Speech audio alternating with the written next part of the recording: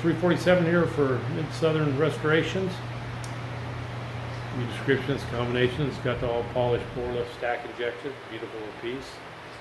Obviously we got the Holley Terminator X fuel management. Custom ground hydraulic roller, custom pistons.